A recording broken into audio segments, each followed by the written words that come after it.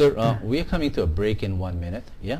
And I want to bring this conversation to the Philippines because today Philippines and India seem to be getting closer compared to what they were before. But before I do that, can you take a minute and just tell us what you like about the Philippines? And Well, I'm actually very happy to be in the Philippines. okay, They are wonderful people. Right. They love good life. right. They are people believing in family values, Like the Indians. like the Indians. Right. They are people who are devout. Mm-hmm. They are the other thing which I found very fascinating about them is that Yeah. they have an truly globalized outlook, Right, right. and therefore it is very easy for a foreigner to relate to them.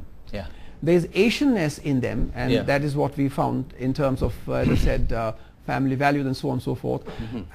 And they speak English, so our interactions with them are very easy. and that's what you like. I mean, one is the nature of the people, and B, the values that we have. We are democratic, we are eclectic by nature, Right. and for these reasons, the interactions are very easy with them. Good. I'm glad to hear that, and I'm sure the audience that is watching this show likes to hear that too. So we'll take that break and we'll come back and talk to you about what are the potentials between our two countries. And can you pause for a minute? This is a very exciting subject, no? You mentioned historical background. So can you just bring to the fore what connected us in the past, Philippines and India?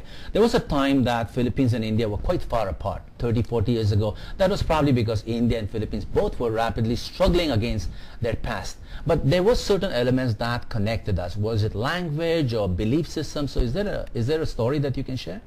Well, what I can say to you is that, of course, post-Cold War. Yeah. This is the post-Second World War, Right. not Cold War. Post-Second World War. Yeah. In one way, the trajectory, the growth of our foreign policies actually Yeah. diverged Yeah. somewhat.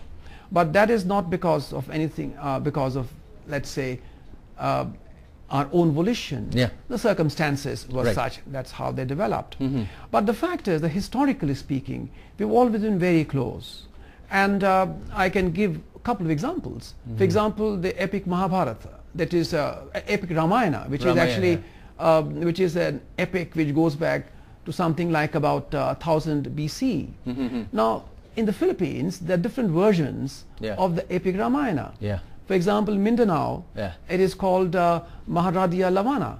Maharadya Lavana. Lavana, yes. Fabulous. And there are scholars here who study this particular theme. There's a certain And if I'm sorry, I'm a little excited to, I'm to glad add you're this. excited. Yes. That's happy, yeah. Then Ilocano, in Ilocano, it's Ilocano, called yeah. Ilocano. It's called Lavang. Lavang. Lavang. The Ramayana is called Yes. Lavang. Fantastic. It's another version. Yeah. So, and there are other variants in other languages, other language of Philippines. So what I'm trying to say is that relations actually go back a long time in history. Yeah. Exactly. Yeah. Now, in contemporary times, as I said, that I think the end of the Cold War made a lot of difference. I should say that even before the Cold War ended, the relationship between our leadership was very good and very close. Yeah. So our various leaders have come to the Philippines, and the Philippines leaders have come to India, and particularly after what you call the end of the Cold War, in the early 90s, the beginning of what you call the phase of globalization.